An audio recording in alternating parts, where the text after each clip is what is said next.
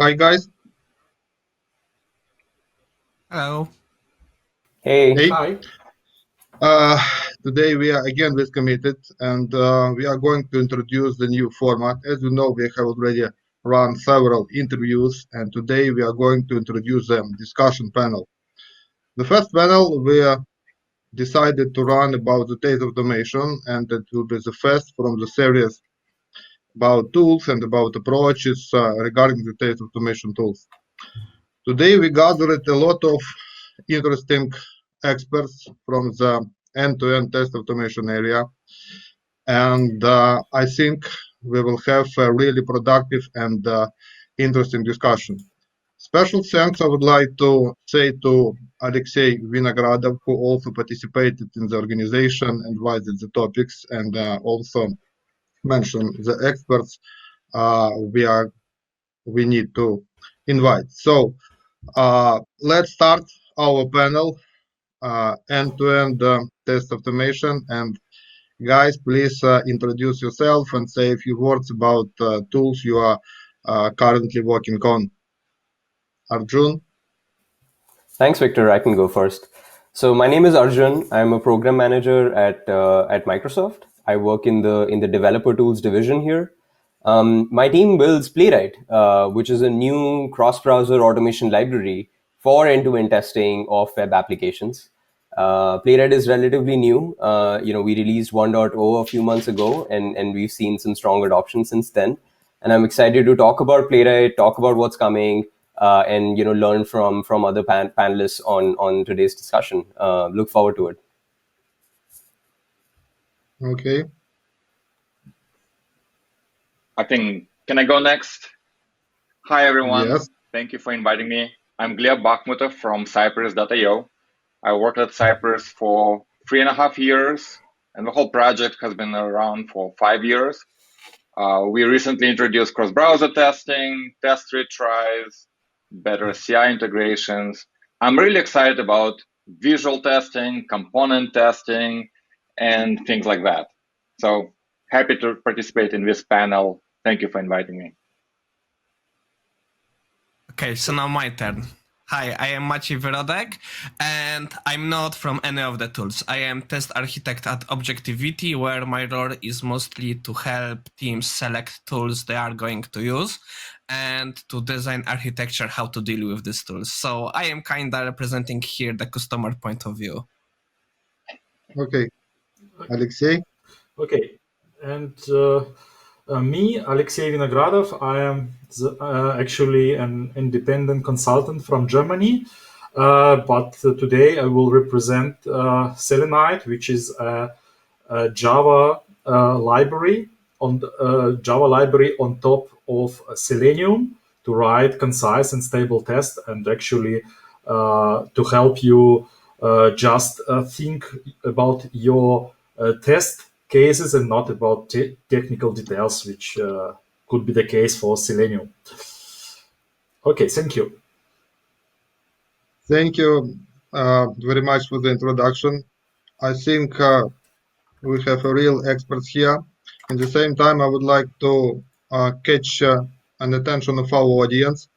Please join the Slido, go to the Slido.com, enter the number, or you can scan QR code from the email.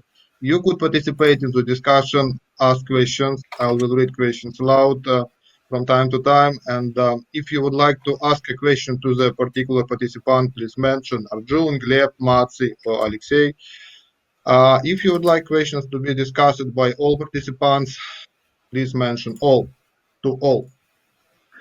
Let's start from the, I would say, simple point, the mechanics of the test automation in the web. When you will express your opinion, please also mention how the tool you are currently working on deal with this thing. Okay. Let's try from the Alexei. Okay, I can just start. So first of all, okay, we will. I think in this panel we will discuss mostly not any end-to-end automation, but web-based web-to-web automation, because the whole topic of end-to-end is just too much for one session. Okay, and as for Selenide, the answer is pretty simple.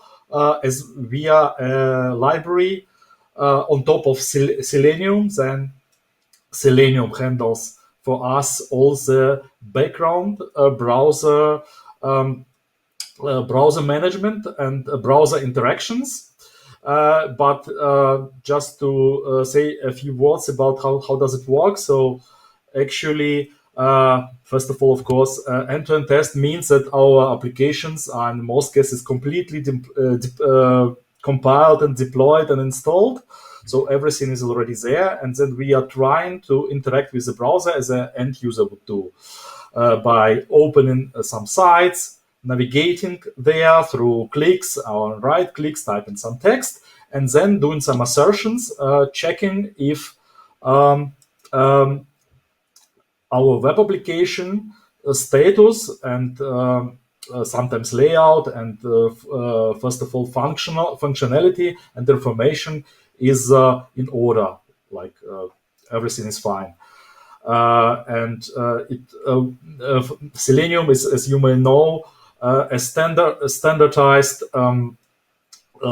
process, which is now known as WebDriver and is also W3C compliance standard, which actually every major browser vendor is trying to properly implement. And at the moment, the best efforts, like the best web drivers, are implemented for, I guess, Chromium engine. It's mostly then Chrome and some derivatives of it, and Firefox. And I think probably Arjun can also tell a few words about it. The Edge driver should also be quite stable and good, and Edge is also using Chromium engine under the hood, but Edge WebDriver is developed by Microsoft, I guess, I'm sure, actually. And of course, there is also Apple and Safari, which is at the moment the browser which supports the least of standard features, but nevertheless, you can test with it pretty well in many cases. Okay, that's it from my side. Okay, thank you, Alexei. Arjun? Yeah, I can talk about the mechanics. Maybe it'll also help to understand why developers are actually doing automation. We see that teams are moving faster. Time to market has become an increasing problem. And the web has also become super diverse. We see that developers are building applications for desktops, for mobile, even for smart TVs. And being able to sort of test a large set of these targets manually is just infeasible, right? Which is where really automation comes in. As a developer or a tester, I essentially have a bunch of key scenarios that I want to ensure never regress. Right? If I'm building an e-commerce website, the user should always be able to add to cart and then check out from cart, right? And these actions should never regress, right? And so the idea behind test automation is that you convert these actions into user interactions that can be automated, right? So I navigate to a page, I click on an item, click on the add cart button, and in this way, I'm actually interacting with the UI just as a user would, and I'm able to actually validate whether my application is working properly or not. Test automation tools essentially give you the building blocks to be able to author these scenarios in code, and then you can sort of run them in an automated manner. The way Playwright handles this is, internally Playwright is using the same protocols that are used by browser devtools, Chrome devtools in Chromium and even Edge, Chrome and Edge, Firefox Remote Debugger for Firefox, and then the Web Inspector protocol for Webkit, which is the browser engine in Safari. And with these low-level protocols, Playwright is able to initiate user interactions or initiate actions in the browser. What's interesting about Playwright is that the communication channel between the test and the browser is actually bidirectional, which means that Playwright can not only issue commands, make a click, but it can also listen to browser events, which means it can listen to events such as a network request happened, or a DOM element showed up, or a page navigation happened. This actually makes the test more aware of the browser, of the application state in the browser, right? I can tell, if I'm writing the test, I can be sure that my page has loaded at this particular point, and so now I can issue a page.click.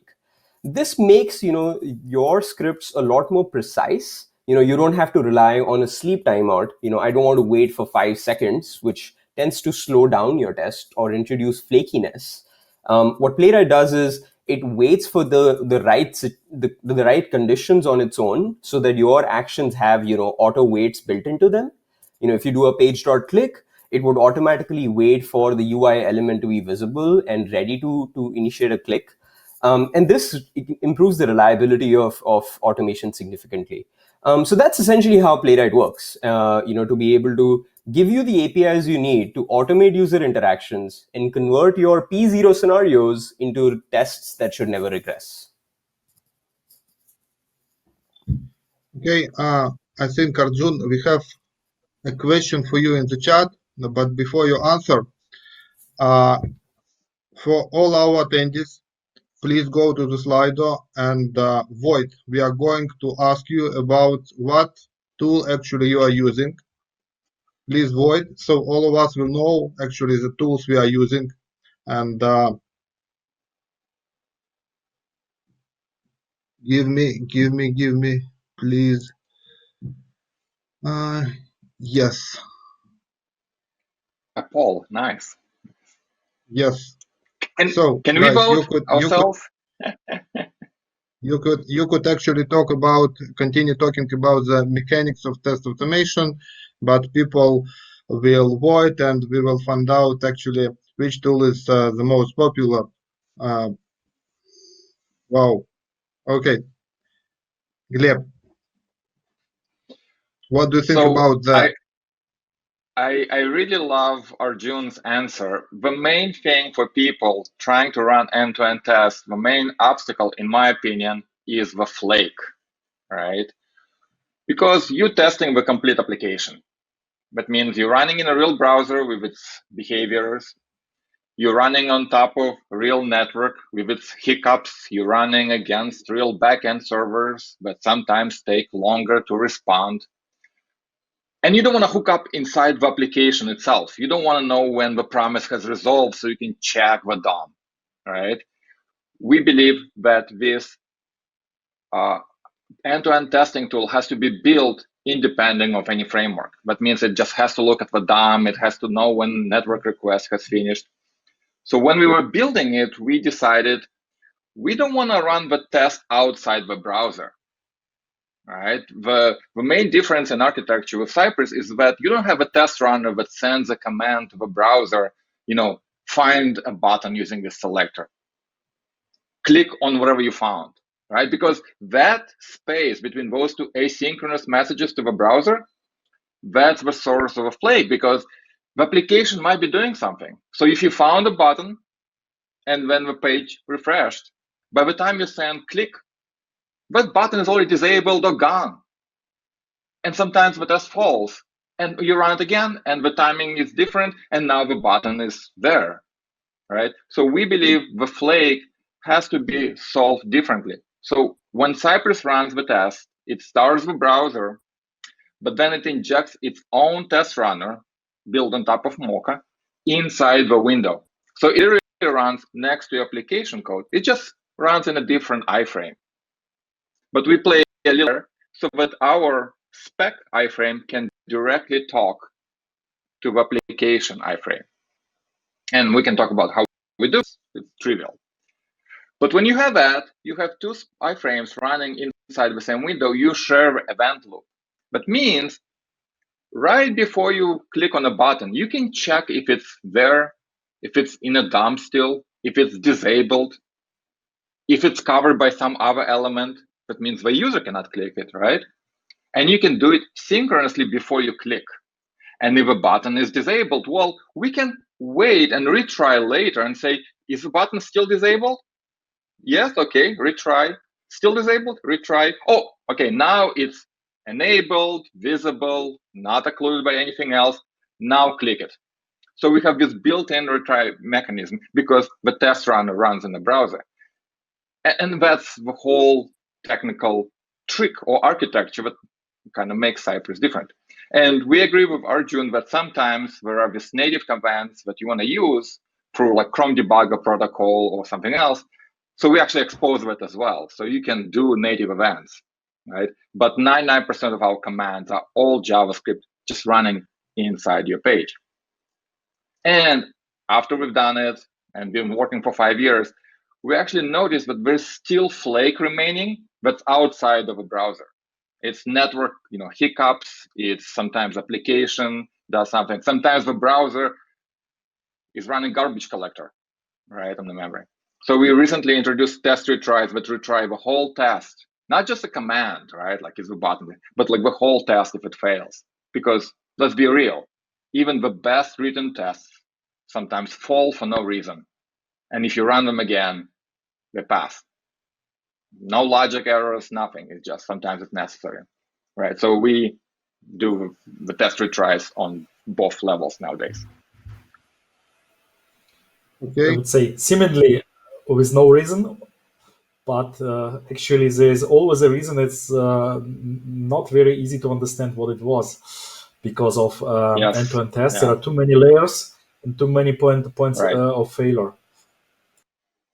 Right. Okay, guys.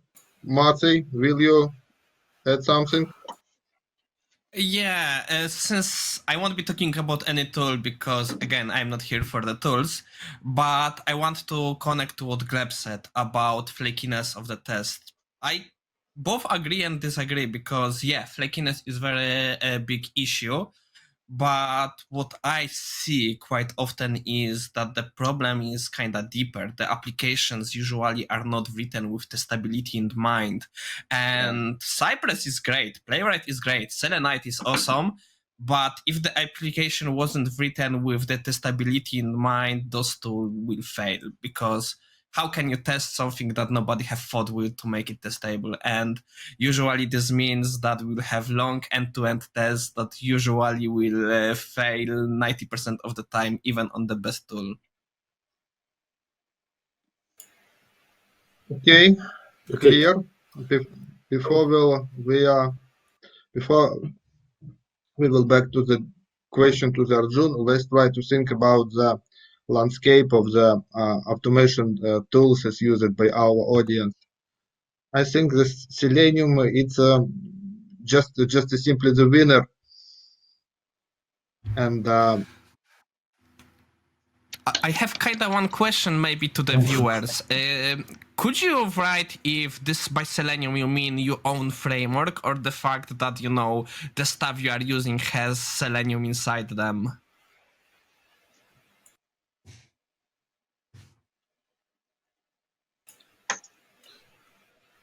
To be honest, when I look at this results of this poll, I see WebDriver.io and WebDriver.io. So if we combine the two, it might be the winner, right? yes. Okay, we could, Yes. Yeah, we could you're also right. try the answer. We could also try to answer one question which we have now: why one needs Selenium? WebDriver.io doesn't need it at all, for example. Yes, we it's promised absolutely right. we- Selenium. Yes. Alexei, sorry to interrupt you, but we promised to answer the first question was asked to Arjun. Sorry. Please show us the questions panel and let Arjun answer. Yeah, so, just to maybe repeat the question for everyone. Yes. Playwright is a new tool. What advantage it has over older tools? For example, Selenium, Selenide, etc. So, I think Selenium and Selenide are amazing tools. And there are two key things that I want to sort of highlight, which are important to know for Playwright. The first one is the focus on reliability, which is something that we talked about. Like flakiness is problematic. I think the worst thing that you can have is a test suite that's just flaky, right? I mean, you see a CI build, it goes red, and you dig into it and you realize that actually tests were passing. So nothing can be a more of a time sink than a test suite that's flaky. And to solve that problem, Playwright introduces that new architecture, which is a bidirectional communication channel between your test and the browser.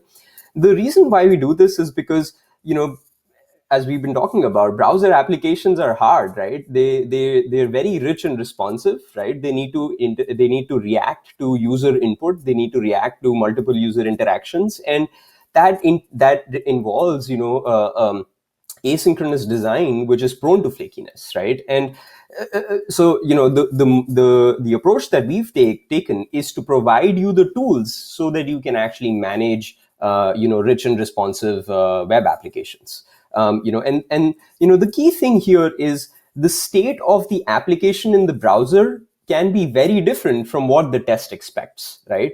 So what Playwright does is that it ensures that your test has the right state, knows the right state of your web application. Right? When it does a page.click, it would automatically wait for the element to be visible, the element to stop animating, the element to receive click events. It would also wait for a subsequent page navigation. And you know what? If you're using React.js, which does some rehydration, it would also do a retry so as to ensure that your click passes, right? So there's a focus on reliability, which is what Playwright is which differentiates Playwright. The second thing that differentiates Playwright is covering breadth of the web platform, right? Today, when we are building web applications, we're not just building them for desktop browsers running on a particular screen resolution. We need to support mobile devices. We need to support newer web features like geolocation. We need to be able to manage, uploading, downloading files. We need to be able to manage, hover events, touch events, the various set of sort of input events that are out there. And Playwright gives you the ability to actually, automate each of these things, right? You can even dig into your network activity to see, what requests happened. You can intercept them and modify them to be able to mock and stub requests, which is really important in the testing world. And so, the web has evolved a lot in the last 10 years. The number of APIs that are added is growing every year, and Playwright covers all of them. So reliability and capability are the two things that I want you to think about when it comes to Playwright. Playwright does support cross-browser, so you can use Playwright to test all modern browser engines, which means Chromium that covers Chrome and Edge, WebKit that covers Safari, and Firefox.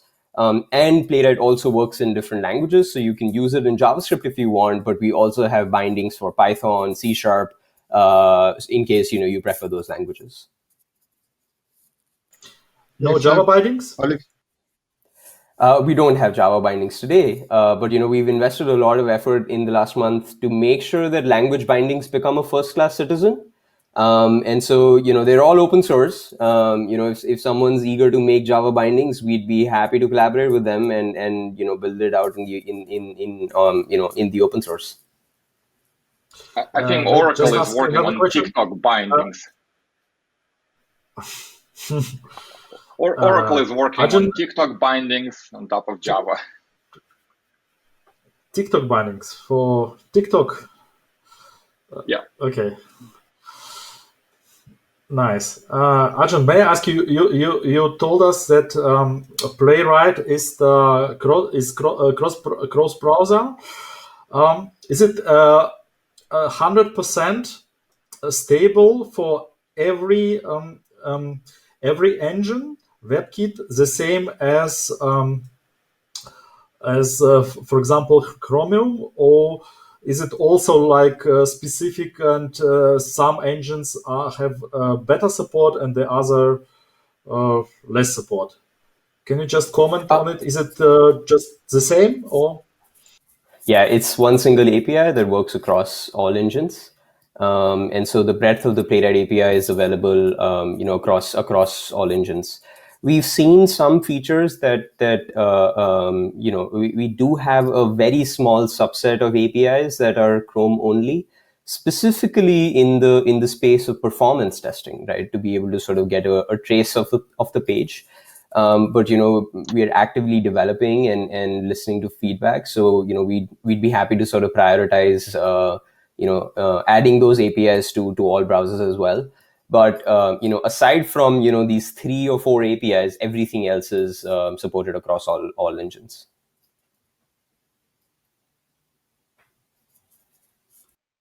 Okay, Alexei, you wanted to ask a question from the chat. We started, but at the same point, Okay, yeah, in some point we interrupted you. Sorry. we could, no problem. We could go on with this. Why one needs Selenium? WebDriver OO doesn't need it at all, for example. Yes, it's absolutely right. As you can see here already, two representatives of frameworks that do not use Selenium, like Playwright and Cypress, and there are also a couple more. So Selenium is just one possible way to interact with the browser. And actually, it is one of the fast, stable engines which put a lot of effort to make browser testing also cross-platform compatible. So one of the highest priority of Selenium project is to let Selenium tests work on every browser. If it works very well, it's another question. So actually, probably many of you have experienced problems while automating Internet Explorer or Safari in the first place. But okay, at least Selenium or for that matter, WebDriver is a standard which is supposed to support every browser platform. Okay, but actually, you can use any other engines. I would like to automate the add browser, few problem. things here.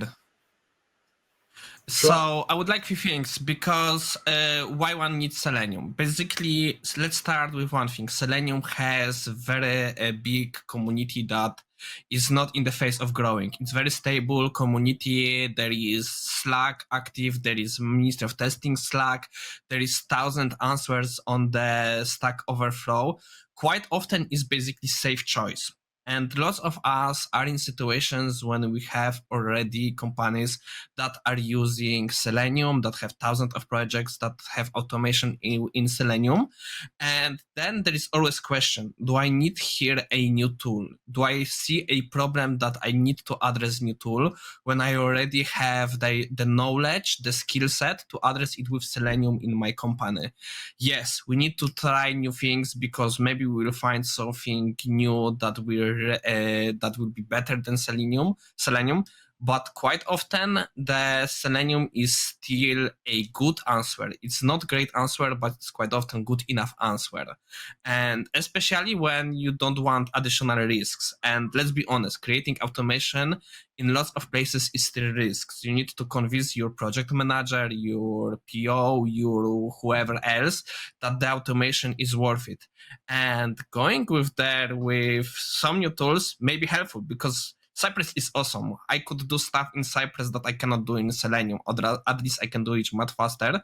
But in case when I know how to do it in the Selenium, I can much easier make proof of concept to convince someone that it's a tool to use. So it's, of course, always question of balance. You have many questions you need to answer, and those questions should drive your decision what kind of tool you will be using. Okay, Maciej, thank you for the point. Our next point is to discuss the main differences between the tools and probably the difference between the approaches tools are proposing to use. I would say the most interesting probably could be the answer from the Arjun because it's a new tool on the market and probably there were a lot of reasons to reinvent something new or probably invent something new. Arjun. Yeah, so I think I agree with the point around choosing the right tool for the job, and there is a large community on existing tools.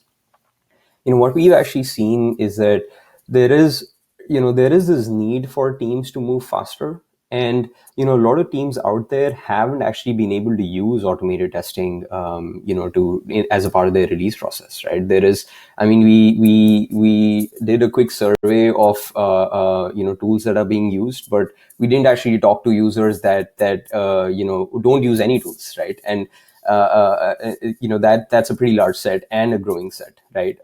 So what I'm trying to say is that the market for automated testing is growing, right? The need for automated testing is growing because teams are trying to move faster. The web is becoming more diverse, which means that you have lots of testing targets, right? And it's not feasible to actually do that manually. With that intent, I think there's space for innovation in the space, and that was really the motivation behind Playwright. We saw that developers and testers wanted cross-browser support. They wanted to be able to use the language that they prefer, but at the same time, they wanted better reliability, so that they could write tests that don't flake, write tests that they can actually rely upon, and they can actually test the newer features that they're building in their applications. I was talking to a team yesterday that uses web workers in their application, right? And to be able to actually test whether those web workers are working correctly, you need to have the tools available that can actually automate web workers, right? And so the web's evolving very quickly, right? We're building more applications, we're trying to ship faster, right? And so the need for better reliability and more capability is something that's showing up, and that's really the thing that we are focused on. And having said that, we want to ensure that cross-browser and your preferred language is essentially available to you, right? And that's really the Playwright story. Okay, Gleb? We kind of picked something kind of different from Playwright. Like, we don't want you to have a difference of language bindings, because in a browser there's only one language, JavaScript, right? There's no MoviB script or ActionScript, right? So JavaScript won that war. And so we only allow you to write tests in JavaScript, CoffeeScript, TypeScript, the languages that transpile easily to JavaScript. But I think it's a right choice because it allows us to write tests that run in the browser, allows you to debug using all the dev tools that the browsers already do very well. And we believe that majority of people writing web apps use both languages, right? And once you are a developer who is using JavaScript to write tests, I think to us it makes sense to write tests in JavaScript as well and use the same tools to debug those tests as you use to actually look at your app. And for us, the big thing was allow you native access to everything happening in the browser, right? So Arjun is right. People need to be able to work with modern browser APIs. You want payment API, you want notification API, you want whatever. From Cypress Test, you have native access to the object because it's right there. You want to stop, web worker, boom, it's done. You want to stop battery API and see, what happens, how your app reacts when the battery is low, done. You want stop payment API, which is still experimental, you have direct access. Right? So for us, that was very important to do that. But across all the tools, right, we don't think we're competing with Playwright or Selenium or WebDriver. We're competing with what Arjun said, the biggest chunk of developers that don't write any tests or end-to-end tests. We're competing against those people not doing the things, right? So I think there's plenty of space for different solutions, for new tools to come in tomorrow, right? Because there's enough people who still struggle writing any kind of test where every tool can offer a solution that works for them. So that's our opinion. Okay, thank you. Alexei? Yes, thank you. Okay, then a few words about Selenide. As you may know, so Selenium is actually a low-level instrument of controlling the browser, and it also can be used and is the vastly used for writing tests. But in some cases, it's not very convenient to use plain Selenium. For example, the implicit and explicit weight concept is, in my opinion, pretty a suboptimal solution for Selenium, and Selenide was actually created and programmed to solve these problems, to reduce this pain. So first of all, Selenide also doesn't rely on this concept of implicit or explicit weight of Selenium, and just do it actually the same way as Cypress does, and I think as well as Playwright does, just retrying the attempts at the places when something hasn't appeared yet. So it's actually was from the beginning by Selenide, and I must say that Selenide is at the moment more than. So the first commit was in 2011. It's around 9 years. So this library is already pretty mature. And the second big help is that as we think that people who want to write tests, they also want to just start with simple commands which are doing the job, like open page and find element and do the click, find another element, do the type, and then do assert. So we actually added, in some cases, it's just syntactic sugar, and in other cases, there are some more magic combining these low-level Selenium procedures to make it possible to just write your test and not think about waiters configuration or some page object factories which you must initialize in some places. So our motto is you just write the tests.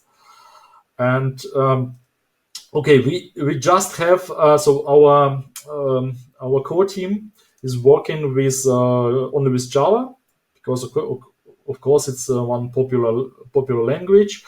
There are some projects actually from third parties, so from independent people who were inspired by Selenide, and they basically repeated some of it internals or on the top of, for example, JavaScript language, or also there is a also library for Python.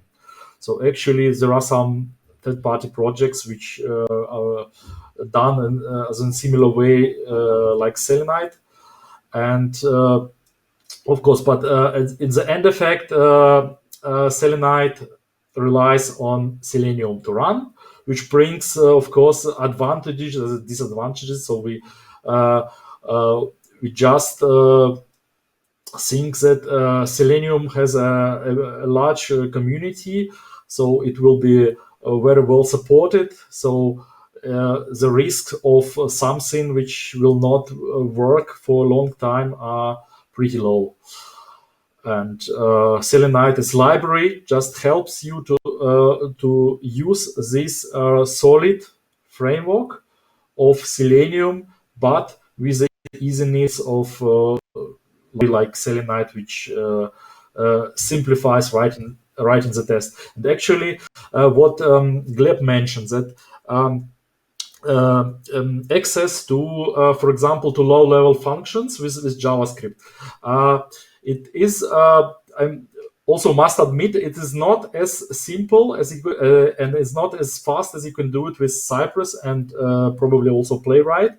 Accessing directly these APIs, it's also possible to do it with Selenium. So, and of course, it's then with Selenide too. But it's a bit more messy, because you have just interface of executing any arbitrary JavaScript So then you could inject anything, but it's not as convenient, probably not as convenient as you can do it with Cypress. And also about intercepting, in Selenide we are using already, I think it's already since a year or even more, a proxy, also a proxy server which can intercept your request, and you can also mock some requests or do some features which for example Cypress does. So it is possible, but as you may see, everything goes over Selenium server. So technically, it could be a bit slower than with Cypress. If it is a problem, it's another story. It's a completely different story. I also agree that we have many other pain points when we are talking about testing and test estimation. One was already mentioned, that some developers don't write tests. Yes. The second is, and I think it's also very important, and unfortunately I've experienced it in a few projects as well, that Alexei, even if developers are don't writing put all tests, problems on, but okay, don't put all yes. problems on the paper right now. Okay, We have a lot of I time for will discussion. I Yes. will return to it because it's an important topic. But now I am done with Selenide. I'm ready with my Selenide part. Okay, Maciej, we need your independent opinion. What do you think about approaches and differences between mentioned tools? Yeah, so I will give you a little context. I am working in software house. We have lots of projects, lots of teams of different sizes, small, big. And for me, what is important is basically what the project is about, because this quite often decides which tool can go there, what will be the frameworks used there, what will be the stuff used there. Because, for example, if I will need something that has to access, downloaded file, downloaded attachments, usually Selenium is the best option. I love Cypress, but quite often we have to say no to Cypress because Cypress doesn't work well with the Microsoft SSO. Sometimes I can talk with security team to disable it. Sometimes security team of the customer will say, no, we won't allow you to do that. You have to go through the SSO, and then Cypress is out. I don't have much yet opinion on the Playwright. We have one team working with it right now, and they are quite happy. I was hoping to get more input from them, but unfortunately there are holidays today, so I wasn't able to talk with them. And this is what's important for me. What the tool can do, where I can use it, and what are the known issues with that tool, because this is what decides the approach. And also who is writing the test, because if I would have developers writing the test, which sometimes is possible, sometimes client want testers do the all automation, sometimes we can convince them to do it of their options, then usually Selenium is kind of better option. If the developers will be the one writing the test, tools like Protractor, Cypress are quite often better because, well, they are usually much more fluent with JavaScript. And I see Cypress usually is much more, let's not say common to them, but much more native to them. They are much easier to accommodate to Cypress than to Selenium. I hope that answered your question. Okay. Before we will move to our next discussion point, let's try to draw several questions from the chat.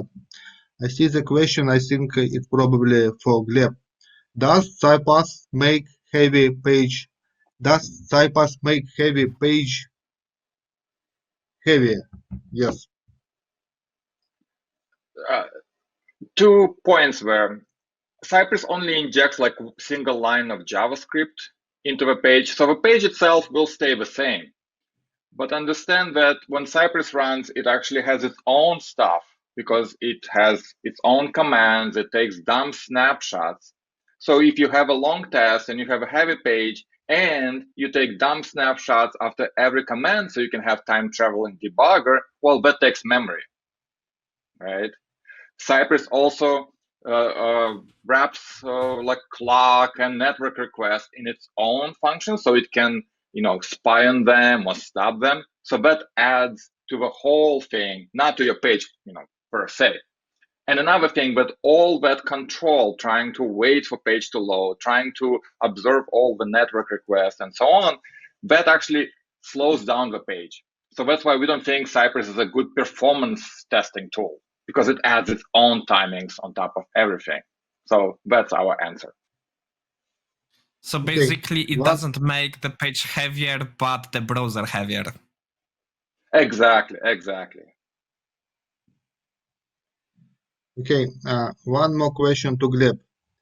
Agree that unstable tests is the main problem with automation testing. Can you say more about tweaks which was made in Cypress for reliability? So I said that we retry commands intelligently. So for example, if you're trying to click on a button, we have built-in things in finding and clicking the button that will make sure that the button is inside the viewport, that it's not covered by any other element, that the button is visible, that the button is not disabled, right? These are all built into the Cypress, so you don't have to add those assertions yourself.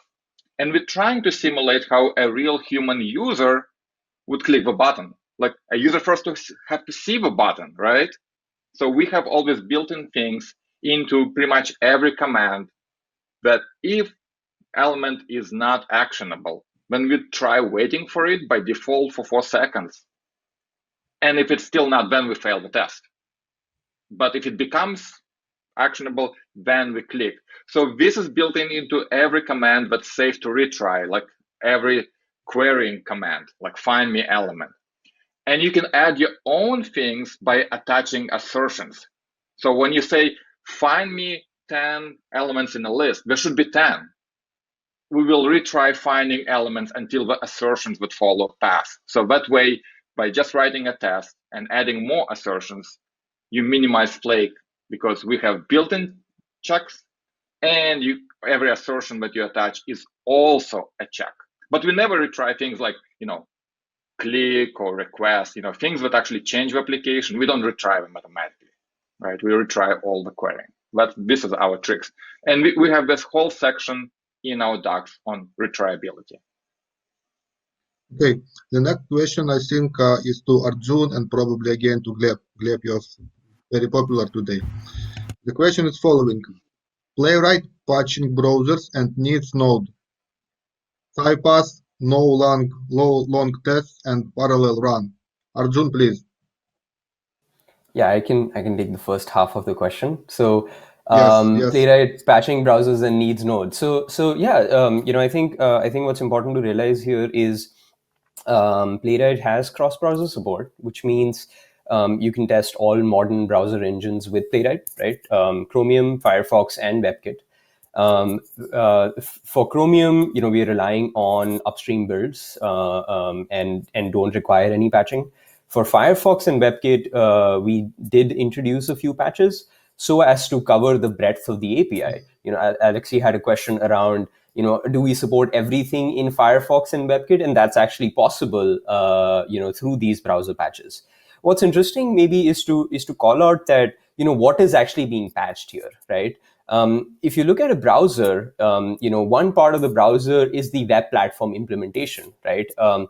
Every browser engine, follows the HTML, CSS, JavaScript spec, so that when you write JavaScript code, when you write HTML, CSS, the browser renders that and shows that to the user. This part of every browser engine is not touched by Playwright. So when you're using Playwright to test Firefox, the Firefox web platform implementation is entirely intact, which means that Playwright Firefox would essentially work as the same way as the Firefox build that your users are using. Similarly, WebKit, no changes to the web platform implementation. So when you test Playwright WebKit, you'll see the same UI rendering as your users would when they have when they're using Safari, which runs the WebKit engine. What Playwright does patch is the DevTools protocol.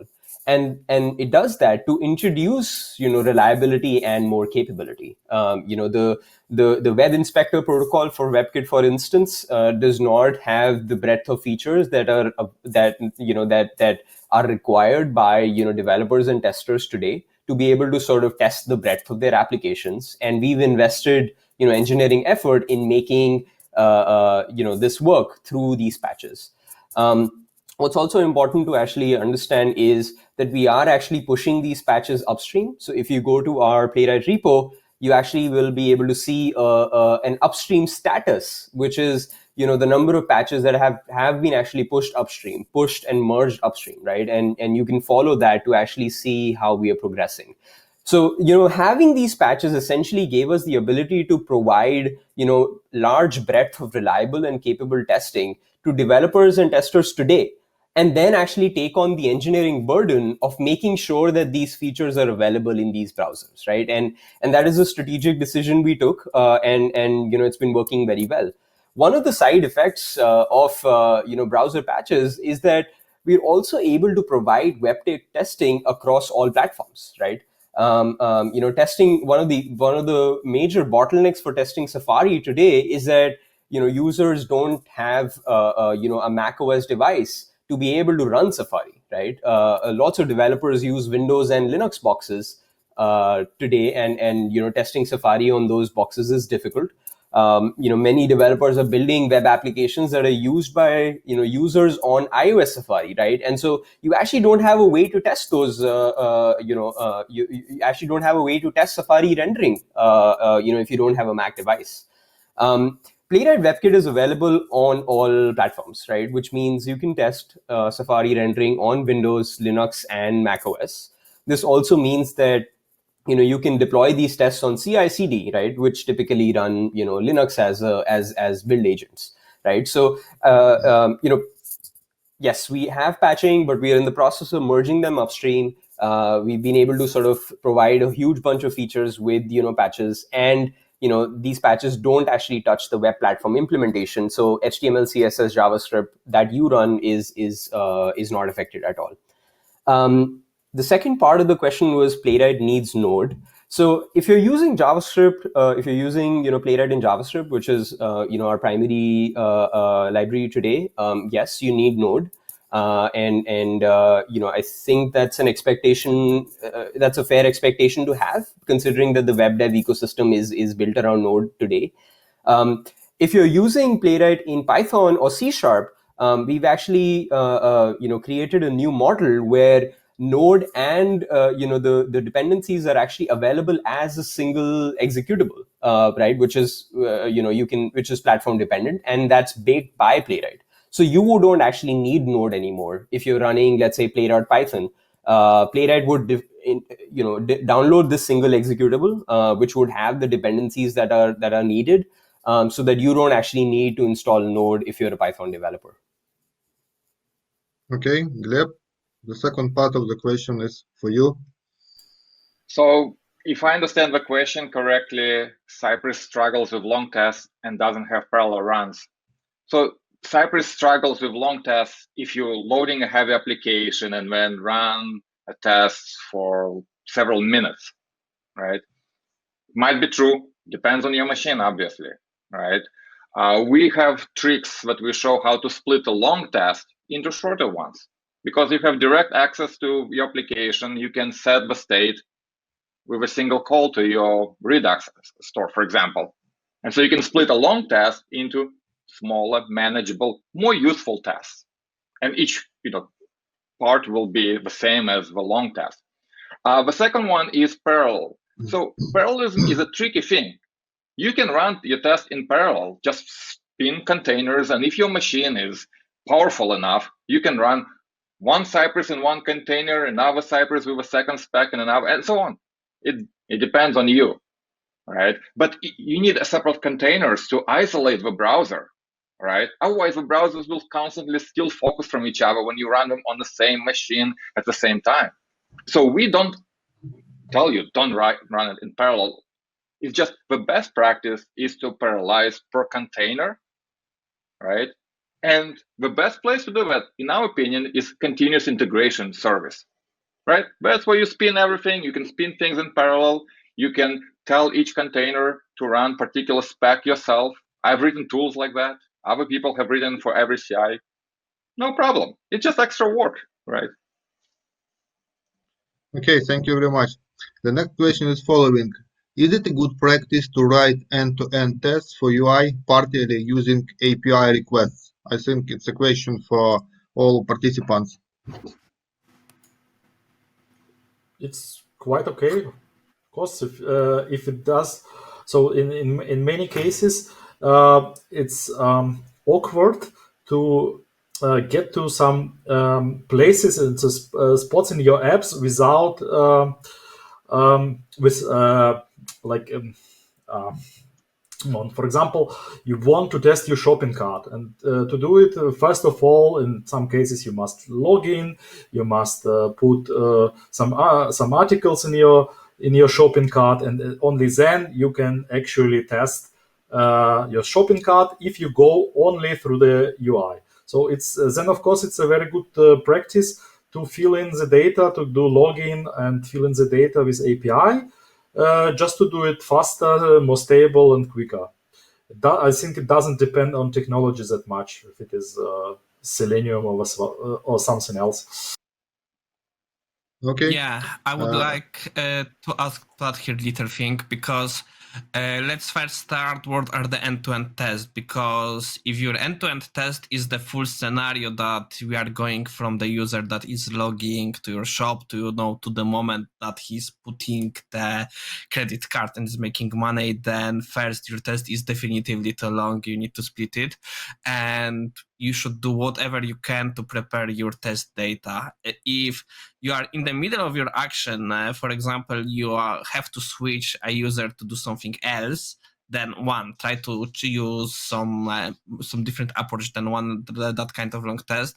But if you need to do it, then maybe try to use API there. So yeah, API is as much good way to prepare data and to perform some operations that are not the part of the simulation of the user.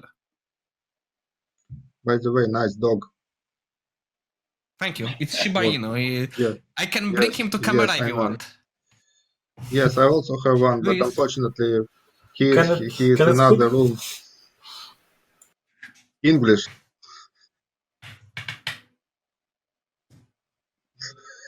Okay. Let's move to other question. It's a question again for Arjun. Can Playwright work with custom elements from JS UI frameworks, for instance, Angular elements? Yeah, that's a great question. So, Playwright can work with custom elements, and it's possible in a bunch of ways, actually. So, the first approach is that the Playwright, the most basic approach is that Playwright can actually rely on user-facing selectors. So, it can rely on text content, it can rely on accessibility labels to actually select custom elements or default elements, right? And this is an approach that's generally recommended because it leads to more maintainable code, right? You're not tying your tests to implementation details, right? You're not tying your code to Angular IDs, for example, right? I mean, if in the future, if you change to React, like things should still work, right? So using user-facing selectors for custom elements is possible today with text content or accessibility labels. The second thing is, if you're using web components, Playwright selectors can actually automatically pierce Shadow DOM, which means you don't actually need to, write custom extra code to be able to support, web components or, Shadow DOM, which is something that's being picked up by a bunch of UI frameworks. The third thing that's also possible is to write your custom selectors, right? You can actually write a custom selector engine that's built for your application, right? And this custom selector engine could essentially look at, React components or Angular components, and work very similarly to, how the React DevTools extension works, which actually shows you a more semantic view of your DOM tree, right? So with Playwright, you can actually configure a custom selector engine, if you want a lot more control, and that gives you a lot more power.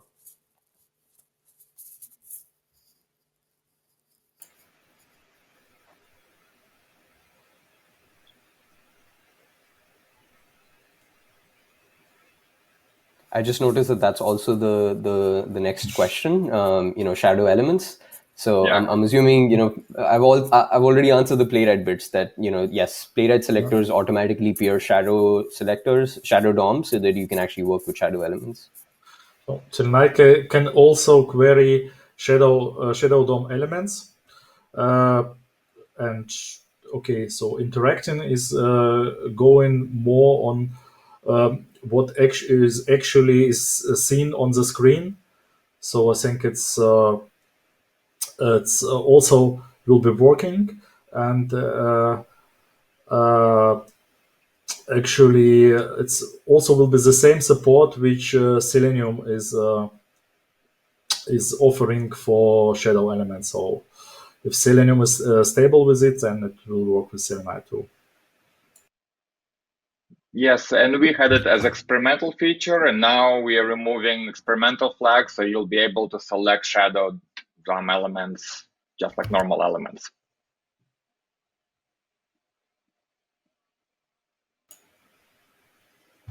Hey guys, I probably missed you for a minute. Let's try to come back to the questions we prepared.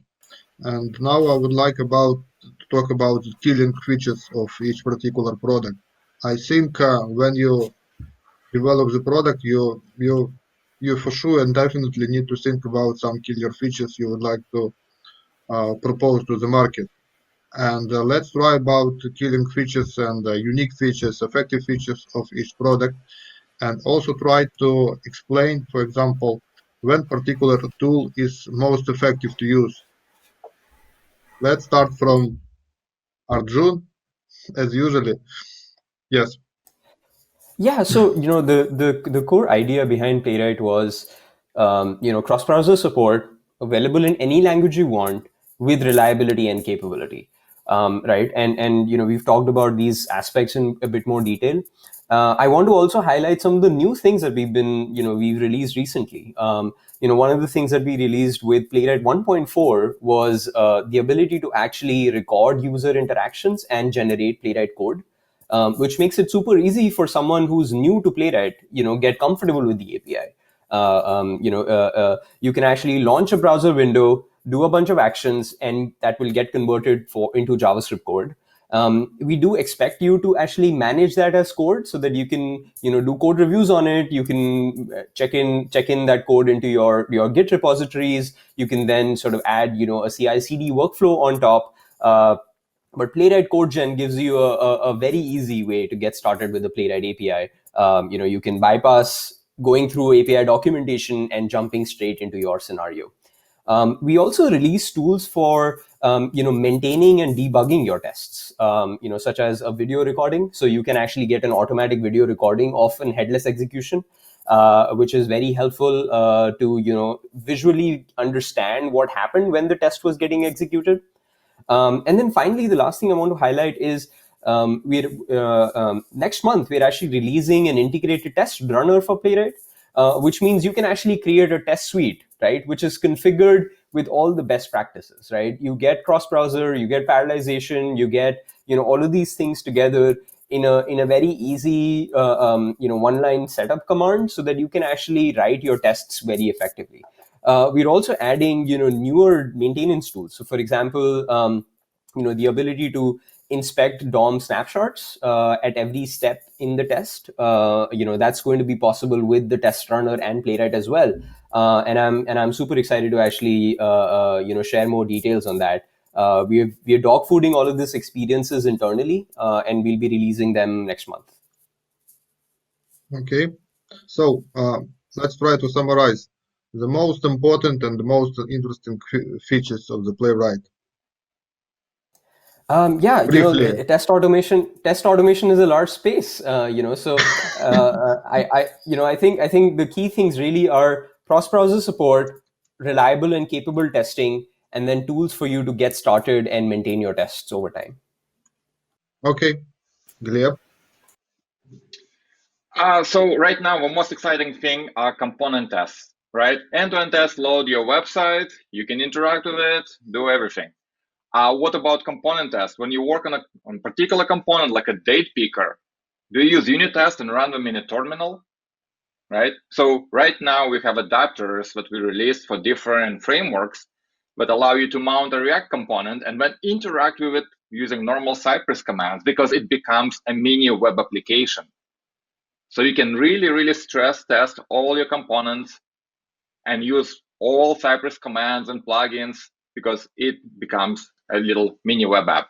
So we think a combination of end-to-end tests and component tests kind of guarantees you can sleep better at night, because you tested your application at different levels and you use the full power of time traveling debugger, video recording, and everything, etc., in a real browser. So I'm really excited about component testing right now. Okay, so the killer feature is the component tests. Okay, Alexei.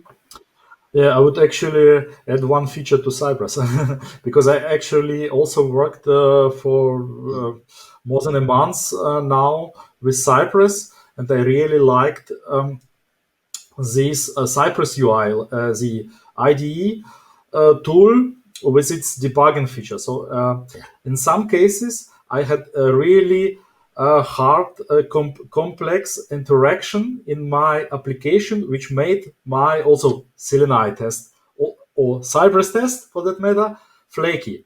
And it was difficult to understand what's going on. So even if I have some videos, we at the now in the modern application, we can have tens or hundreds of requests, tens of requests per second. So it's not actually visible on the video what is happening, why test is sometimes breaks.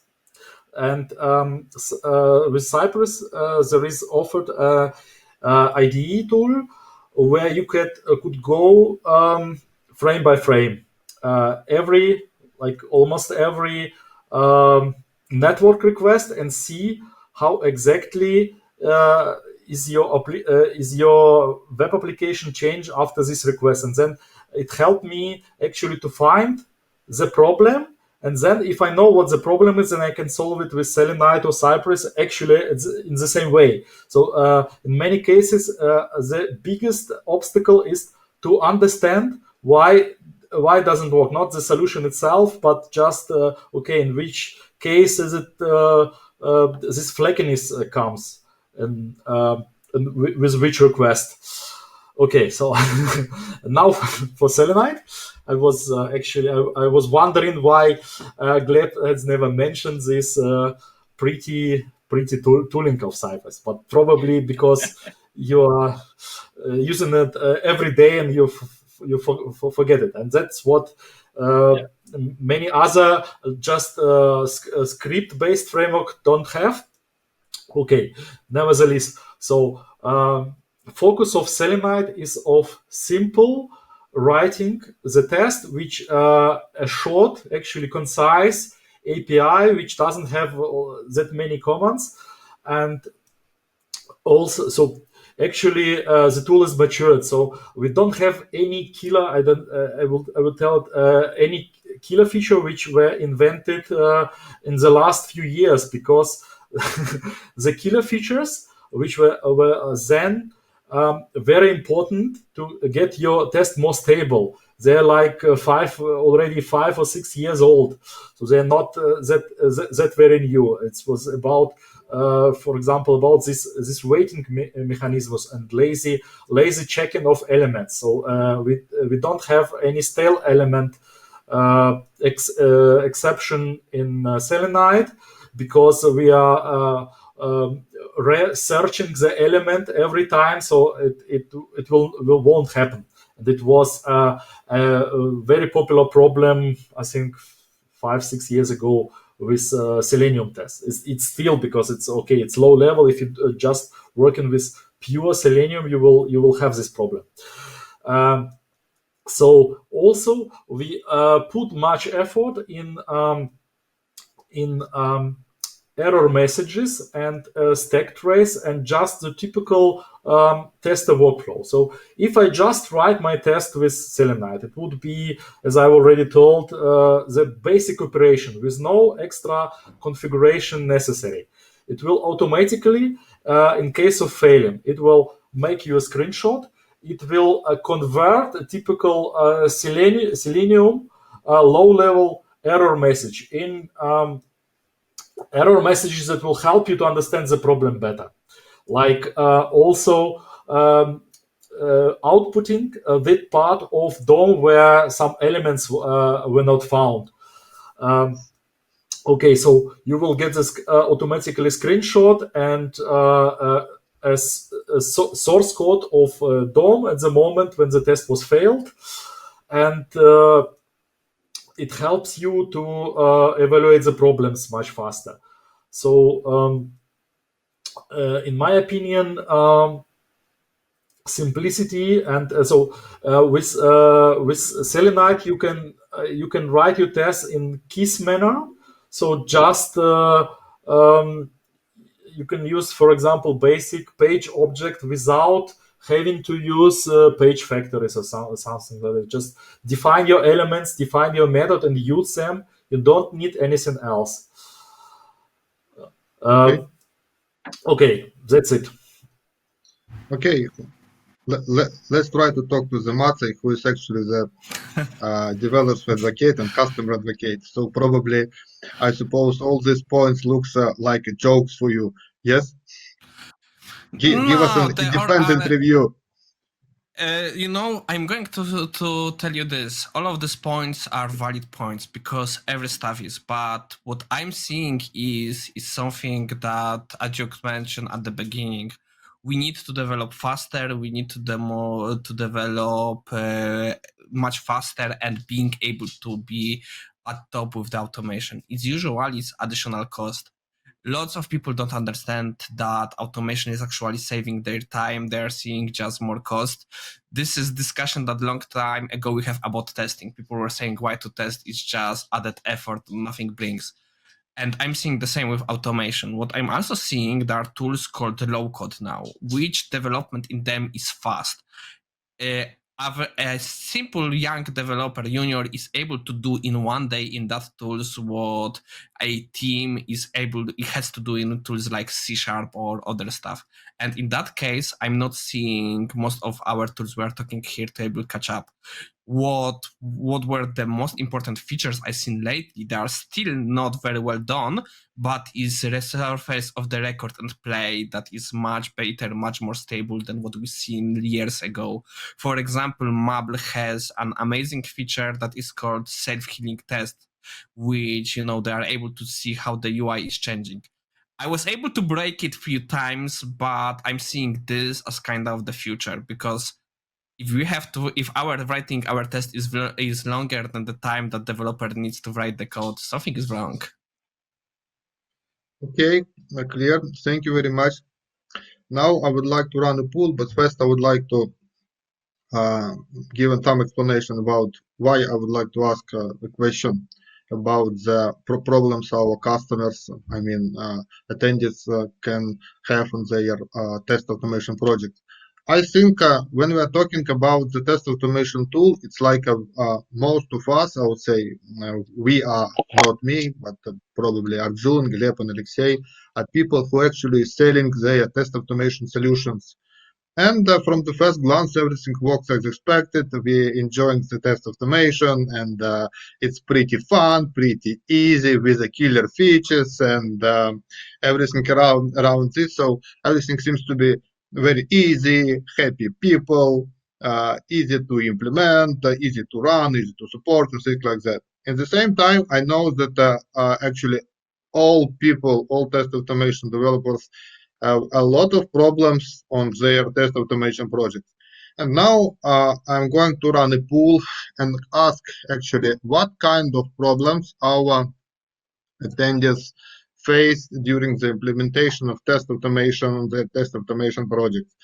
And after the poll, we will try to discuss how actually the tools you are advocating trying to fix and trying to deal with these issues, problems, and things like that. Let me see.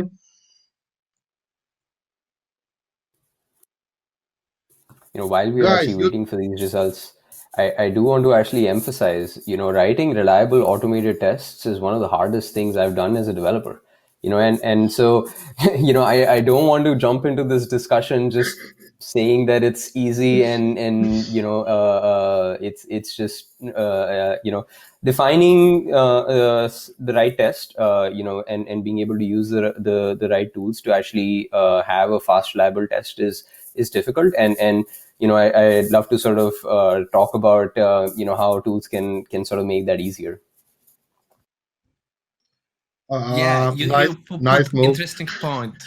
Yeah, but you put interesting point. What I think the best way to bring testability to application is make the testing responsibility of developers. When they have to do with the all the pains, somehow the locators, the IDs everywhere that were no, it's impossible. It would take too much time. It will break application. After they have to write the automation, somehow it's always there. Yes, I agree. Also, I just noticed, Alexei, you have Selenide t-shirt. Yes. Yeah.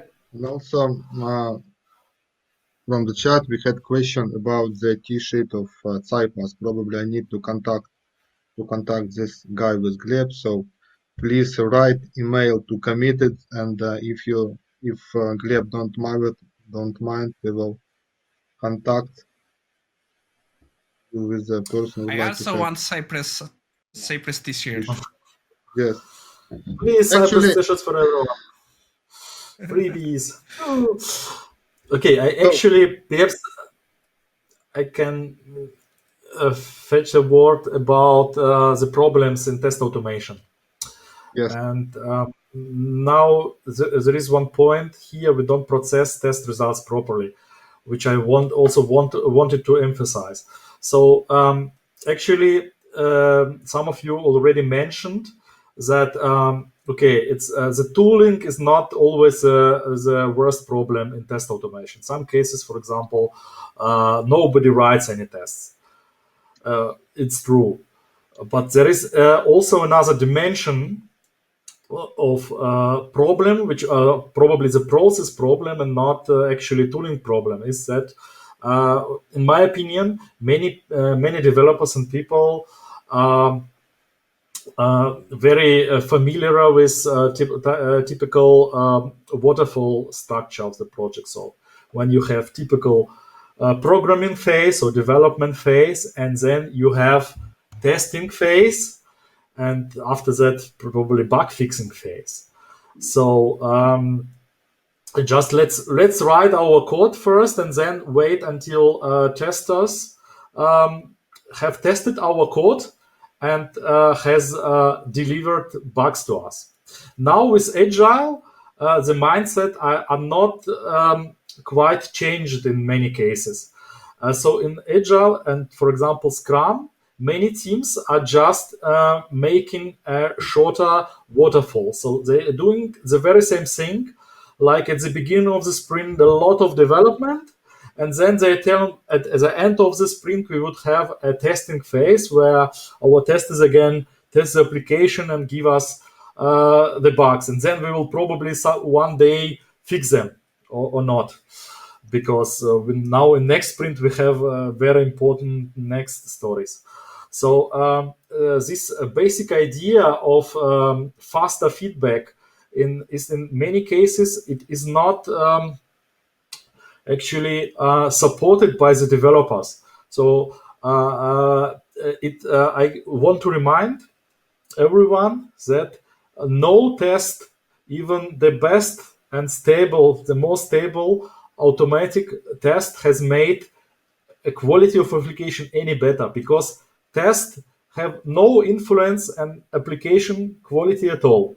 To make your application better, you must change the code of application, and the testing is actually a source of feedback. Yes, and actually the idea is about faster feedback. So if you get in faster feedback, you are probably still more in the context of what you were programming, and you had a better chance to fix the problem cheaper and faster.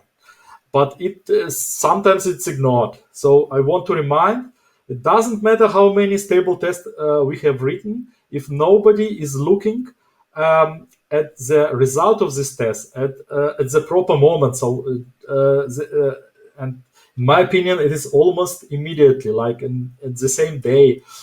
It will know. So then this automatically test will have barely influence on quality of your program. Okay. Agree. Okay. That was my pain point. So basically, as I understand, Actually, flakiness helps. Flakiness helps to stabilize these cycles a little bit. For teams which are not accustomed to reacting of this early feedback of the test. So if the tests are flaky, then test automators or testers, they must take some time fixing them, and then then feedback is not that fast anymore, and then But you know, the developers the more and you're testers talking about it, Uh-huh. the more you're talking about it, the more I'm coming to the different conclusion that as you started, the process is not right, because all of this stuff, if let's say we have a real agile, when we have, I'm not saying the Scrum, like, always retrospective, but we are always trying to improve. We're always looking what is wrong and we're trying to improve. That kind of issues should come up quite early and could be, quite early set to see what is wrong. And this is, the feedback is part of that loop, because if the team is still stuck in the mini waterfall, then something is wrong here on the, process level, on the understanding of the agile and the level of the maturity. I had few cases when, being test architect, being the leader of test automation community, I did something what people think is completely strange. I was saying there is no point in automation in your project. You don't have the structures that could support it. It will be wasted effort. You won't be able to use whatever you do. If you are not able to change, if you are not willing to change, adding automation won't help you at all. okay. Any more comments? It's actually, in my opinion, your opinion is not that different. I didn't say it was. I said that it's from different point of view. Yes, that may be.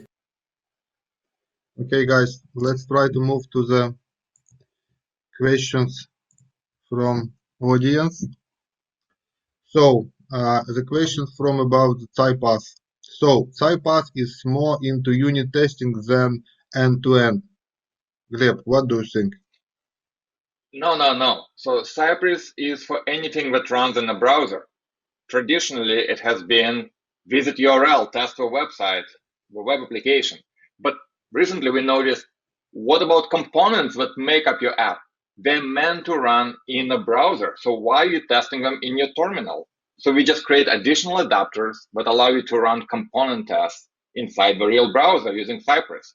So you test end to end, and when you see a component and you want to make sure it works for different inputs, you write component tests using Cypress. So it's like natural kind of going down the testing pyramid from end to end to integration component tests using the same tool. Okay, one more question for you, Gleb. Can you give tips on writing a better integration test for Cypress? Only one tip, go to our documentation, docs.cypress.io. We have best practices, we have writing test guides, we have links to free courses that we recorded, other people recorded. Start at our documentation and read as much as you want. That's my advice. If I can add here, basically the documentation of the Cypress is one of the best I have seen in my life, to the point that every time I'm seeing the blog post about how to use Cypress, I'm always, why this post even exists? Just go to the documentation. Yeah, thank you. Yes, but also the blog post of Gleb, they are very good as well. So you shouldn't miss them. I've read a couple of them. Yes. I paid these people to say this. I paid them. No. Okay. We want T-shirts. Yes. I got you. Oh, and also for me, please. For me. Okay. The next question, I think, for all of participants. That is the future of end-to-end tests in combination with the containers. Kubernetes is using end-to-end tests for conformance tests as an example. I'm not sure what using conference means. Containers? Containers. Sorry, the component containers. Okay, so let me repeat. What is the future of end-to-end tests in combination with the containers? This is the first part of the question. And the second part of the question is Kubernetes is using end-to-end tests for conformance tests as example. In my opinion, I can start with some. Okay. We are doing something interesting right now because Selenium Grid is great stuff. For example, when you are using Selenium, there is what Gleb said with the automation for the parallel runs of Cypress. Basically, thanks for the stuff like Kubernetes and proper architecture online, we can create even a suite that will run all your tests in a minute. If you have application on the server that is able to handle that, you can basically create on-the-demand architecture that will spin all your tests at once, and you will have the results in a few seconds. Of course, there are lots of preconditions that you can mean it, but what it creates is that, in my opinion, the biggest block that was always the pain, the end-to-end test, their time of run, it can be basically minimalized to minimum. It's taking a big roadblock and making the tests that were always most expensive due to their time, making something that is much more reliable and easy to use. But I don't think we are yet there because, let's be honest, running Kubernetes on that kind of stuff in the Azure or the AWS is kind of expensive. So I think we will see tools like South Labs or something making it much easier to create an automation on the scale that you can basically create pseudo performance tests using even end-to-end automation. That is what I'm seeing coming forward. Okay. Other opinions? So, in my opinion, using container and Kubernetes for end-to-end test is a total overkill. So actually don't need it at all. Almost. Yes. So why should you want to pack your test in container? The Docker container was basically invented as a thing to get your application packaged. Why do you want to have application package to be able to deliver it and deliver it fast in different environments or to scale it up? Why do you want to deliver your test somewhere? You don't. Probably you don't. Some exceptions. I can give you a few examples if you want. Okay, you please. But at the moment, in the moment. For example, what Gleb has mentioned is in some technical, like a technical tool to scale Cypress test. Of course. So if you can't easily run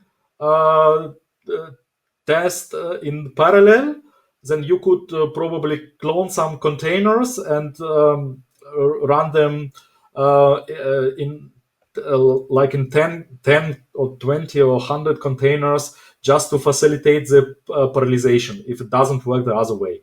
Yes, but actually, you in many cases you need to package your application in container. It brings you benefits, but it doesn't bring, in my opinion, it doesn't bring benefits to package your test in containers, specifically test in containers. It's probably So I will okay give if you your application already packaged the test and then you just use it in this container. It's also probably okay. So I will give you two examples. First example is much more connected to Selenium, the attachments. Usually, if you want to run test in parallel with the attachments, you are basically, well, there is a lot of issues with, the Windows controllers, that kind of stuff. And if you want to run usually more than one on the machine, is kind of problematic. Even if you have grid typical with, then you can have only one browser per grid.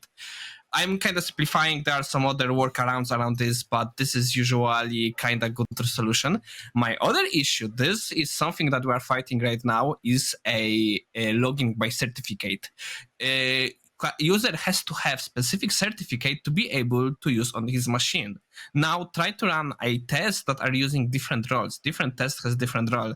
And now again, the best solution for us is to basically completely immunize each test from each other by containers, because then we are completely sure that this certificate is used by this machine and we have no pollution with anything else.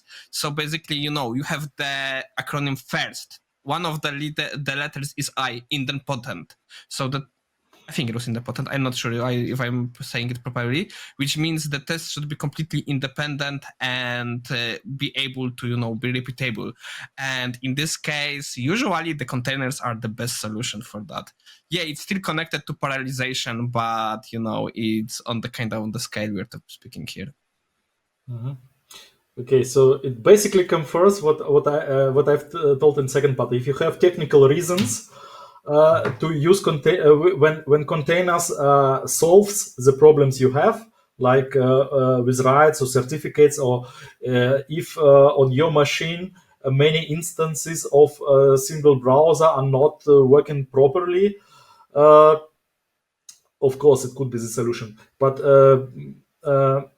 my thought is just don't use containers for the sake of having Docker in your CV. So you don't need to use them on the plain project without any specific difficulties you have. Okay. Gleb, Arjun, any comments about the containers? I think one of the interesting things that I'm seeing is containers being used in when teams are building applications with containers and Kubernetes, they tend to actually create multiple services for an application. An e-commerce application, for example, is powered by multiple services, right? And that actually just makes end-to-end testing more important, right? Because you have just multiple moving pieces, right? And the only way to test them is to actually test them all together, right? So that's just one trend that I think is also emerging. I think teams that are using more microservices also end up relying a lot more on end-to-end testing. It's a bit unrelated to sort of scaling your test, but just something to keep in mind. Okay. I really like when every pull request can spin its own full stack of containers that you can test through end to end. So you have, peace of mind that everything still works. I really like that. So if containers make it easier, nice. That's it. Okay, thank you, Gleb. I see we have several questions in chat, so probably let's try to spend not more than 3 minutes per question. The next question is to Gleb. Is Cypress required to run your application, or it can run completely separate from it? So Cypress doesn't run your application. It loads the URL that you give it. It can run on a local machine. In that case, Cypress visits localhost some port, fine. Or if you're trying to test an application that's already deployed somewhere in staging, you say site visit that staging URL. So Cypress completely separate from the web application that you're testing. So you don't have to do anything. Next question. When can Cypress support IE11? Whoever asked that question, please come in. It's open source project. Open pull request, implement IE11 support. We'll gladly accept it when it passes our 8,000 tests, and then it will support it. That's it. Is it even possible to support IE11? We think have it a is. pull request that tries to do it, and it's like the debugger protocol there is pretty much non-existent. So I Okay. think Internet Explorer is already out of support. I hope it will die someday. Someday soon. yeah, we support the new Edge. That's how much we can do. Okay, and the probably most provocative question in today's discussion, mentioned to all. What tool is better to learn in 2020 for newcomers in end-to-end testing area? Arjun? We can forget my your my answer. recommendation would obviously be Playwright, but I would also emphasize as with anything new in technology, sometimes it's a bit more than learning a new language or learning a particular tool. Sometimes it helps to sort of understand broader concepts as well. But once you've done that, then I would recommend Playwright. Okay, Gleb, what you would recommend? I would say Selenium. take 5 business days, take 1 hour each day, and try a different tool every day, so you know what its strengths are and how to use it. Just do like proof of concept for each tool every day, and then decide. Okay, quite interesting advice. Okay.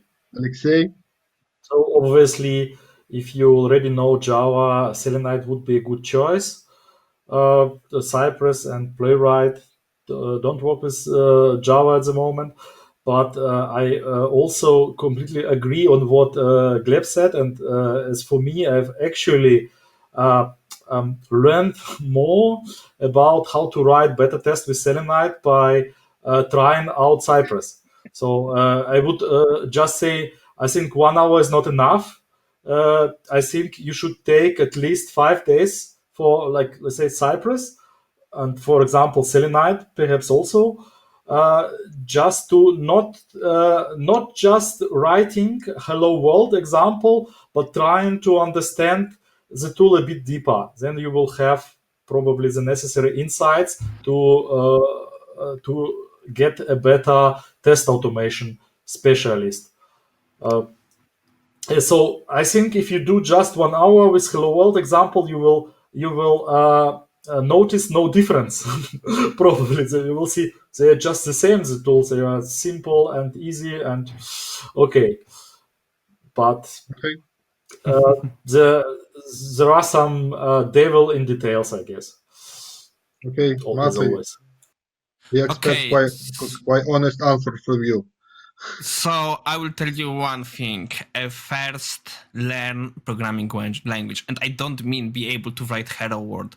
Be able to it by heart. If I want you to write method with doing something, create objects or whatever in that language, you have to be able to do fluent in it. Most tools are just that, tools. They are using some language. Don't get attached to any tool. Just see basics. Try to learn something. At this point, I think the JavaScript is one of the safest things if you are doing end-to-end, because basically every browser is using it. Even if I'm not doing much in Cypress Playwright, I still need my knowledge of JavaScript to be up to date. And this is something that you should start with. If you know that, then basically see what your friends are using, what the people in your teams are using, and take that tool first for the spin. Don't get attached to any of this tool, because today there is a popular, let's say, Cypress. Tomorrow it will be Playwright, and in few days it will be Alexei 2.0. Basically, there is an old acronym. It's called ALAN, Avoid Learning Anything New. It means that you should learn, basically, don't go with the fads, with changing fashion. Trying to learn something that is stable and is working. That doesn't mean not looking at new stuff. You still should be looking at it. But if you are trying to build your basic knowledge, use something that is popular in your area. See what people are putting in their CVs, what people are putting in their job offers, and start with learning that. Maciej, you're proposing very hard way. It's not an easy solution. We expect easy solution from you. Easy solution with me, then take Selenium IDE and go record and play. Wow, nice advice, by the way. Okay. Next question again to Gleb. When Cypress will be able to support Webkit Safari? It's an open issue, but there is no work being done. We just don't have any resource right now, so not anytime soon, I'm afraid. Okay. Next question to Arjun. Will Playwright have additional integration with the Microsoft stack as other Microsoft solutions have with Azure DevOps? Yeah, so we're iteratively getting there. One of the popular ways in which users deploy Playwright tests to their CI/CD providers today is with the Playwright GitHub action, which is an easy way to get started on GitHub Actions. We have similar support for Azure DevOps, so you can actually use our official Docker image and use custom Docker environments in Azure DevOps to run your tests. So there's a bunch more work that we have in our roadmap to actually make that experience even better, and we'll get there over the coming few months. Okay, we have again and again question from the big fan of Cypress, and actually the question again about where it's possible to buy actually on the website or Gleb, you should clarify. You should finally clarify. Unfortunately, no, we don't sell the t-shirt, right? The t-shirt has to be earned. So you have to make a Cypress presentation, post the video, send us a tweet or an email, and we'll send you a t-shirt as a sign of our gratitude. So the best way to get a Cypress t-shirt is to publicly teach people how to use Cypress. Again, no easy solution. We expect something, write email and we will send. I know. This panel, by the way, will get t-shirts, I guarantee it. So this panel is good. My size is L. Okay. Everything will be taken care of. Okay, thank you. I think this is a question probably to Alexei, but I'm not sure. What do you think about using page object model pattern? I don't think that's specifically for me, because I know Gleb has also written some very interesting posts on not using this model.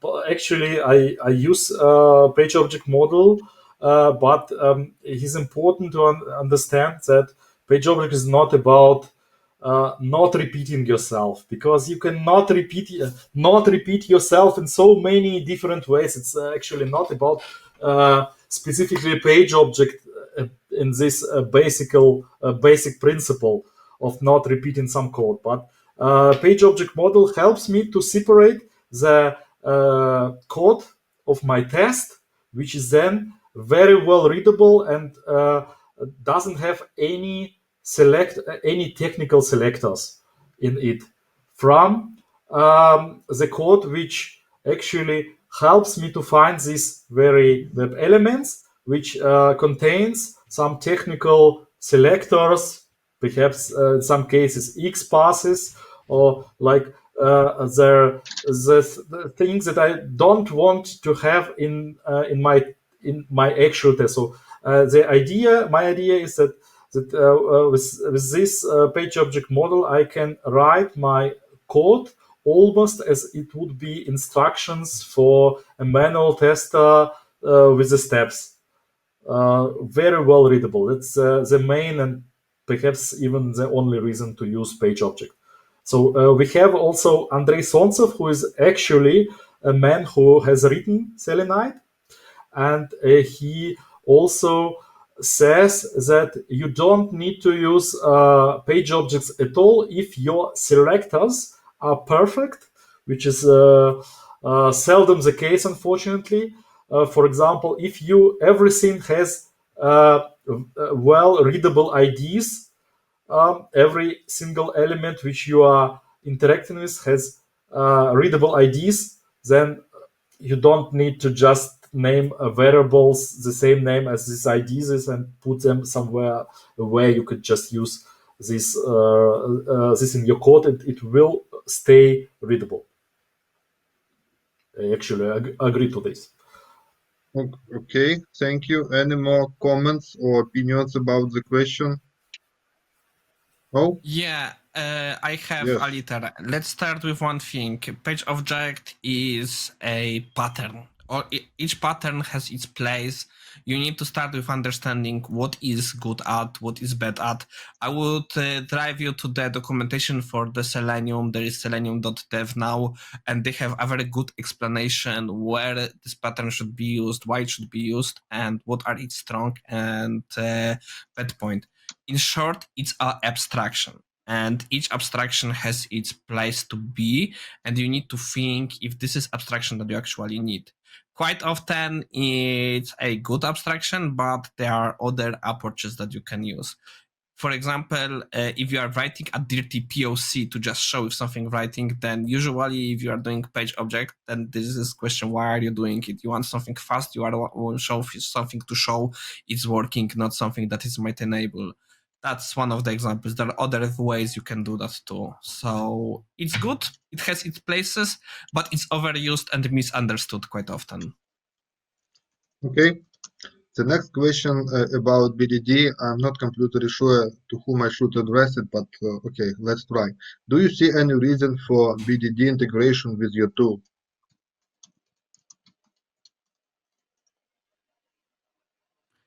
Okay, No? I can answer. Actually, it's the other way around.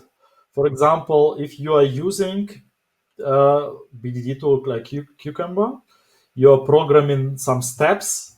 You're programming some steps which will implement your Gherkin code, Gherkin lines, and then of course you could use Selenide in this code implementation very easily. Just do it, just use it. It's no, you need nothing special to make this integration happen.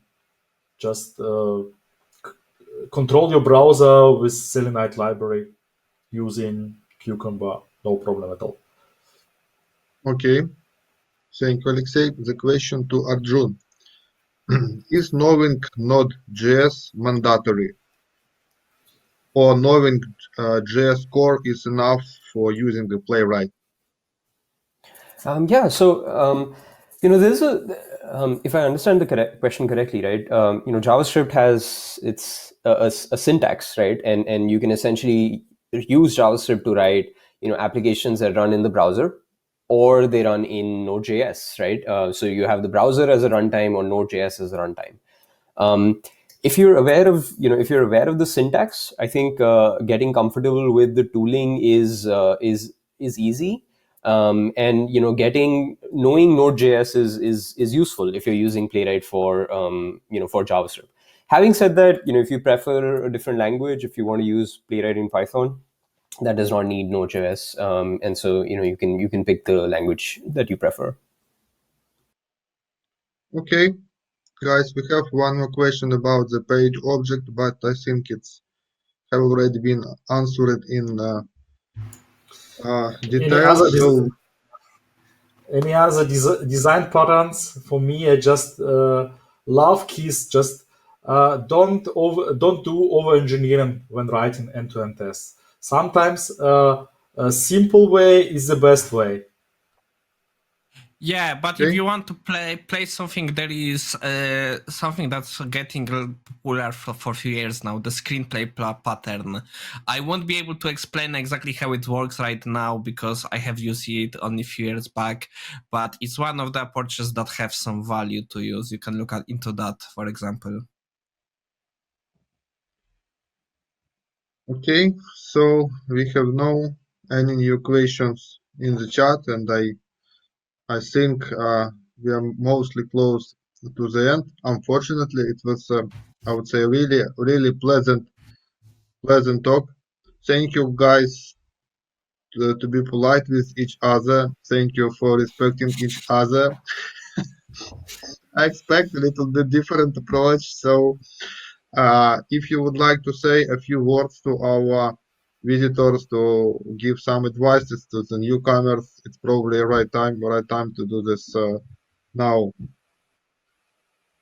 Just a few words of inspiration or advices, if you like. Arjun? Yeah, so one thing that I'd love to sort of highlight is Playwright is new, and we're eager to learn. We're eager to actually make the product even better. And so, I would recommend participating in our Slack community if you're interested in Playwright, and if you want to connect with other users that use Playwright. If you have feature requests or ideas for us, feel free to reach us on GitHub issues or on Slack. We are very prompt, and we're actively making sure that Playwright works for your needs. And thanks for having me on the panel. It was great meeting everyone. I enjoyed it. Okay. Thank you for inviting me. It was really good panel. Happy testing no matter what tool you use. And don't forget to do something for environment every day. We have a climate crisis, people, so that's the last thing.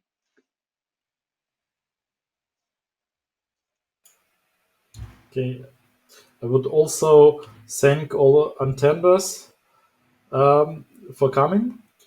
And I would suggest that you always try to think out of the box because, in my opinion, every good tester and also test automator for this matter should do it just to have also overview over the whole project or sometimes even over the whole business you are doing. Just not be the guy who just writes the scripts and don't know why and what's happening with the application. Okay. Thank you very much. Okay. Okay, so I will basically join what Alexei say. Learn why. Try to ask why. Try to understand why are you doing something. Try to understand what is the goal of the approach, what problem you are trying to solve. Automation is tool, which means it either is trying to bring some value or is trying to resolve some problem. So try to understand what is the problem or what is the value that you are trying to bring, and then check if the automation is the way you want to go, and then try to look for which tools will be the ones that are doing it the best. Thank you for your time. Okay, so guys, I have a small request for you. Please send me by email or messenger any links you would like to share with our audience, any resources you mentioned, or any other useful resources you think will be helpful for our audience.